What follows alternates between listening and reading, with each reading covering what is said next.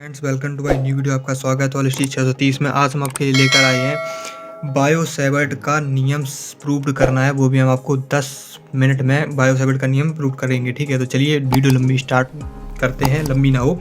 तो सबसे पहले आपको एक चित्र समझना है। आपको अगर चित्र समझ लिया तो आप बहुत ही आराम से कर लेंगे। ठीक है, तो यहाँ पर हमने सबसे पहले एक अनंत लंबाई का एक धारावाही चालक तार लिया है। ठीक है, ये कितने लंबाई का? अनंत लंबाई का। और इसमें धारा आई प्रवाहित हो रही है। ठीक है, धारा आई प्रवाहित हो रही है और यहाँ से कुछ दूरी, ये दूरी हमने मान ली डी दूरी पर कोई बिंदु P स्थित है, ठीक है, इतनी दूरी पर। ठीक है, तो बायो-सैवर्ट ने हमें क्या बताया था कि हम अल्पांश दूरी के लिए ही उनका सूत्र काम करता है। तो हमने अल्पांश दूरी यहाँ पर दूसरी पेन से ले ली है, जो कि यहाँ से यहाँ तक की दूरी मान लो, ये अल्पांश दूरी हो गई A और ये B, और इसकी बीच की दूरी हमने DL ले ली। ठीक है, बीच की दूरी हमने DL ले ली और इसको इस P बिंदु से हमने मिला दिया। ठीक, इसको हमने P बिंदु से दिया मिला। ठीक, इसको P बिंदु से मिला दिया। तो हमने देखा है कि ये जो P बिंदु से यहाँ तक जो ये वाला कोण है, ये थीटा कोण हमने माना, ठीक है। अब हमने यहाँ पे क्या किया कि यहाँ C से एक लंब डाल दिया, इस पर लंब डाल दिया, तो ये हो गया C। हमने ये इस लंब का, जहाँ पर ये लंब डली है वहाँ पर हमने C, ठीक है, C कोण मान लिया। ठीक है, तो और ये वाली जो है आपकी, ये वाला आपका कोण है, ये हमने अल्फा मान लिया, और जो ये कोण वाला है आपका, हमने डी अल्फा मान लिया। ये छोटा कोण है तो हमने डी अल्फा मान लिया। ठीक, इतना आपको करने का। और यहाँ से जो यहाँ तक A और P की दूरी है वो हमने R मान ली, स्मॉल r। ठीक है, स्मॉल r। इतना आपको काम करना है। इतना आपने काम कर लिया। ये बिंदु है O, मूल बिंदु। ठीक है, इतनी हमने काम इतना कर लिया। इतना आपको काम करने के बाद क्या करना है, देखो यहाँ पर ये जब अपन लंब डाल दिया तो यहाँ पर जो ये होगा, ये आपका क्या होगा, 180। तो 180 में से ये कोण तो आपका थीटा हो गया, तो ये कितना बचेगा आपका कोण? तो यहाँ पर लिखोगे 180, मतलब 180 को हम पाई लिख दे रहे हैं, पाई माइनस थीटा कोण। ठीक, इतना बचा। ठीक है, इतना बचा। अब आपको समझना है कि हमें किसमें निकालना क्या है और क्या क्या करना है। तो यहाँ पर हम आपको कुछ वर्किंग स्टेप बता रहे हैं, वो आपको फॉलो करते जाना है। तो हम लिख रहे हैं वर्किंग स्टेप्स। ठीक, स्टेप्स कुछ ही स्टेप है, सबसे पहले आपको समझ लेना है। तो यहाँ पर पहला जो स्टेप है आपको, उसमें आपको समकोण त्रिभुज ABC में sine theta sine pi minus theta मान निकालना है। ठीक, और दूसरा नंबर आपको स्टेप इसमें क्या करना है कि समकोण त्रिभुज ACP में आपको निकालना है साइन डी अल्फा। ठीक, इतना निकालना है। फिर तीसरे स्टेप में आपको क्या करना है कि इसमें से जो AC बराबर AC करना है, मतलब जो इसमें से AC का मान निकलेगा, इसमें से AC का मान निकलेगा, उसको आपको AC बराबर करना है। चौथा स्टेप जो आपको करना है, फिर इसके बाद आपको समकोण त्रिभुज APO लेना है। ठीक, उसमें आपको कॉस अल्फा निकालना है। ठीक है, और फिर इन चारों को निकाल कर बायो-सैवर्ट के नियम में रख दो। ठीक, नियम में। ठीक है, बायो-सैवर्ट हमने नहीं लिखा तो यहाँ लिख दे रहे हैं बायो-सैवर्ट के नियम में रख देना है आपको। ठीक है, इतना आपको वर्किंग स्टेप करना है। ठीक है, इतना आपको याद रखना है कि वर्किंग स्टेप हमारा क्या क्या है। ठीक है, तो आपका बहुत ही आसान तरीके से प्रूव हो जाएगा। ठीक, तो हमने इतनी भाषा समझ ली। अब इसके बाद यहाँ पर लिखते हैं हम गिवन डेट और करते हैं प्रारंभ। ठीक है, गिवन डेट लिख दिया। अब हमने क्या बताया था, सबसे पहले त्रिभुज ABC लेना है। तो यहाँ पर लिखो समकोणी त्रिभुज ABC में हमने क्या बताया था, ABC में आपको निकालना है साइन पाई माइनस थीटा। तो यहाँ पर लिखो sine pi minus theta. Sine pi minus theta होता है लंब बटे कर्ण। तो यहाँ पर आपको लंब क्या दिखाई दे रहा है, तो वो आप देखो, यहाँ पर लंब दिखाई दे रहा है हमें AC लंब है और AB कर्ण है। लंब बटे कड़, तो लंब ये है, कड़ ये है, ठीक है। तो लंब AC बटे AB ये हमने लिख ली, ठीक है। अब आपको यहाँ पर क्या है, देखो sine 90 minus theta sine theta होता है, तो हम लिखेंगे साइन थीटा बराबर AC बटे AB, लेकिन हमें AB यहाँ पर दे रखा है क्या, DL, तो यहाँ लिखेंगे हम DL, ठीक है, DL लिख ली। अब आपको क्या हमने बताया था कि यहाँ पर दूसरा स्टेप है समकोण त्रिभुज निकालना है हमें, समकोण त्रिभुज ACP में साइन D अल्फा निकालना है, तो साइन D अल्फा बराबर होता है लंब बटे कड़। तो अब देखो पहले साइन D अल्फा कहाँ है, तो साइन D अल्फा इसका निकालना है, तो इसके सामने वाली ये लंब हो गई, यहाँ पर चाहे आपको इसको आधार मान लो चाहे इसको आधार मान लो, लेकिन कड़ AC रहेगी, ठीक है, कड़ AC रहेगी, AC D अल्फा कड़ AC और लंब हो गई आपकी ये AP, तो यहाँ पर क्या लिखेंगे AC बटे AP, तो AC बटे AP लिख दिया, ठीक है, AC बटे AP कर दिया। अब आपको यहाँ पर क्या लिखना है, क्योंकि ये साइन एक बहुत ही छोटा कोण है, तो हम इसको लिख सकते हैं D अल्फा बराबर AC बटे AP, हमें दे रखा है R, तो R लिख दिया, ठीक। अब इसको हम सीधा सही से लिख दे रहे हैं, तो यहाँ से हमें AC का मान निकल के आएगा AC बराबर R इंटू D अल्फा, इस पे समीकरण नंबर आप 2 डाल लो, ठीक, और इस पे समीकरण नंबर 1 डाल लो, ठीक है। इतना 2 हमारा काम हो गया, ठीक है। अब आपको यहाँ पर क्या करना था, बताना था, हमने कहा था इन दोनों को AC का मान हमें बराबर करना होता है, ठीक है।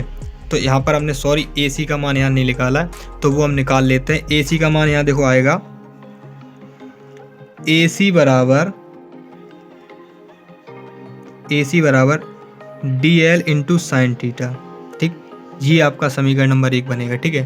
तो इतना निकाल लिया, ठीक, यहाँ पर ये थोड़ा नहीं निकाला था, ये हो गया। अब इसके बाद आपको क्या करना है यहाँ पर, अब आप समझे, ये हो गया, ठीक। अब इसके बाद हमने बोला था AC बराबर करना है, तो यहाँ पर लिखेंगे चूंकि समीकरण 1 तथा समीकरण 2 से तुलना कर दो, ठीक है, समीकरण 1 और 2 से तुलना कर दी, तो A और AC तुलना हो गई, तो यहाँ पर इसका और इसको तुलना कर दे रहे हैं, तो यहाँ पर मान आएगा DL साइन थीटा बराबर R इंटू D अल्फा, इतना आ गया, ठीक है। ये इसमें समीकरण नंबर आप 3 डाल दो, ठीक, समीकरण 3 नंबर डाल दिया। अब इसके बाद हमने बोला था कि समकोण त्रिभुज लेना है फिर से, तो हम लेंगे समकोण त्रिभुज बताया था हमने, त्रिभुज APO में हमें निकालना है कॉस अल्फा। अल्फा बराबर क्या होता है, लंब बटे कड़, देखो यहाँ से आप लाला,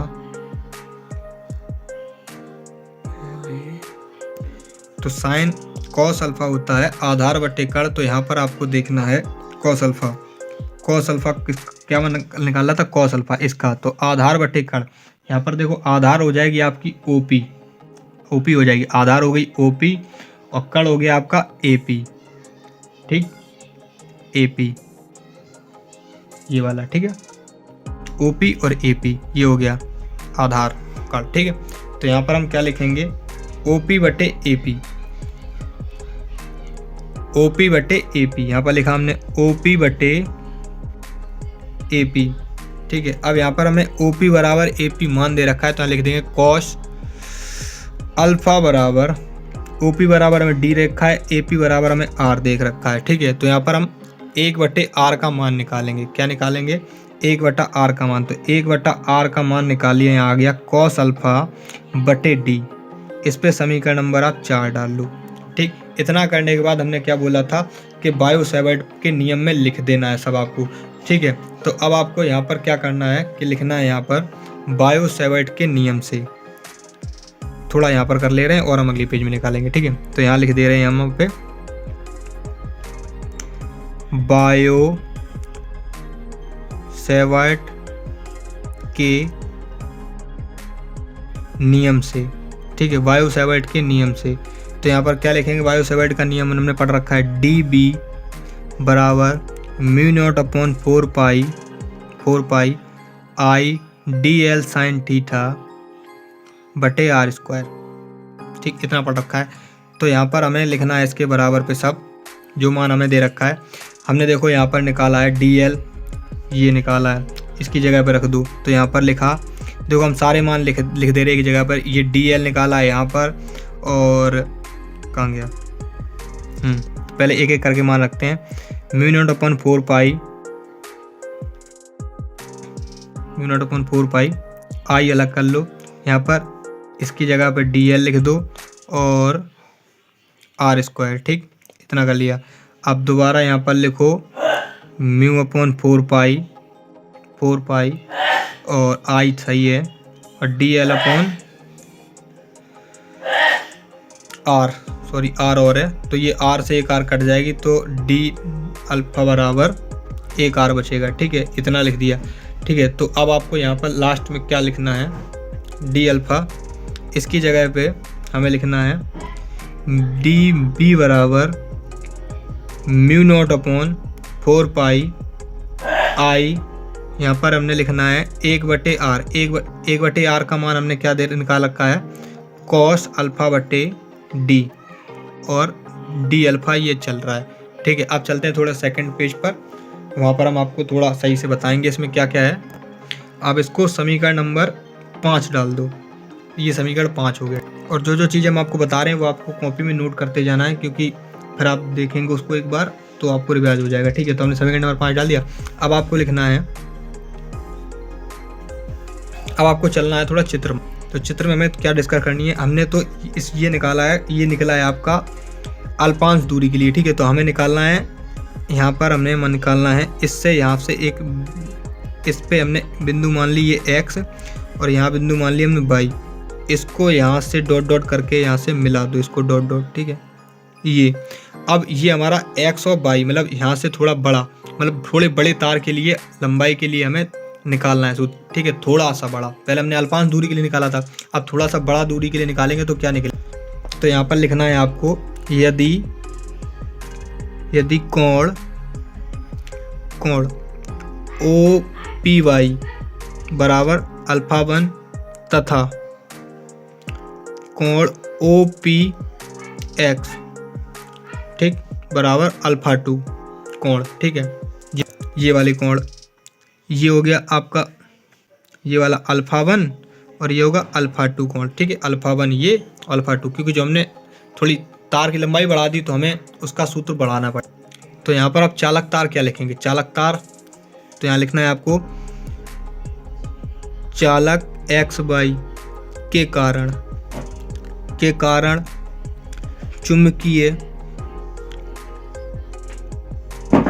चुंबकीय क्षेत्र।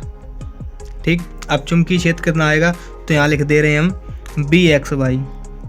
ठीक है, BXY समाकलन कर दो ऋण अल्फा 1 से अल्फा 2 तक। ठीक है, DB। ठीक है, अब DB का मान हमने पहले ही से निकाल रखा है। ठीक है, तो DB का मान हमने क्या निकाल रखा है वो हम आपको भी दिखा रहे हैं। तो यहाँ पर आपको क्या आ जाएगा, DB का मान हमने निकाला था यहाँ माइनस अल्फा से अल्फा 1 से अल्फा 2। यहाँ पर हमने निकाला था mu nought upon 4 pi I cos alpha into D alpha बटे D।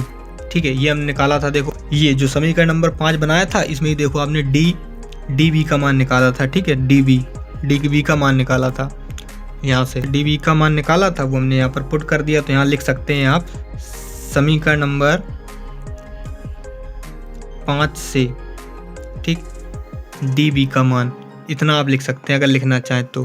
ठीक है, तो इतना लिखने के बाद अब आपको क्या करना है, यहाँ पर इसका समाकलन करना है। तो जो जो समाकलन हो जाएगा उसको आप एक साइड करो और जो समाकलन के बाहर है उसको बाहर करो। तो ये देखो बाहर है, तो म्यू नॉट अपन 4 पाई बाहर कर ली, आई बाहर कर लिया, D बाहर कर लिया। ठीक, समाकलन किसका करना है, माइनस अल्फा 1 से अल्फा 2 इंटू कॉस अल्फा। ठीक है, तो कॉस अल्फा का आपने समाकलन पढ़ रखा है, कॉस अल्फा इंटू, ठीक है, cos alpha into D alpha. ठीक, तो आपको जिसके सापेक्ष समाकलन करेंगे तो वो बाहर नहीं होगा। ठीक है, यहाँ पर अल्फा के सापेक्ष समाकलन करने हैं तो ये अल्फा बाहर नहीं होगा। ठीक है, तो यहाँ पर इसका अब समाकलन क्या होगा, तो समाकलन आपने पढ़ रखा है। यहाँ पर क्या लिखेंगे, mu nought upon 4 pi I upon D, ठीक। और इसका समाकलन हो जाएगा, देखो साइन अल्फ़ा कॉस अल्फ़ा का साइन अल्फ़ा, और यहाँ पर माइनस अल्फ़ा 1 से अल्फ़ा 2 हमने ले लिया, ठीक। और ये अचार है तो इसका 0 हो जाएगा, इसका कोई दिक्कत नहीं है। अब यहाँ पर आपको ओवर लिमिट और अपर लिमिट रखनी है, तो यहाँ पर लिखो mu nought upon 4 pi I upon D, यहाँ पर लिखो साइन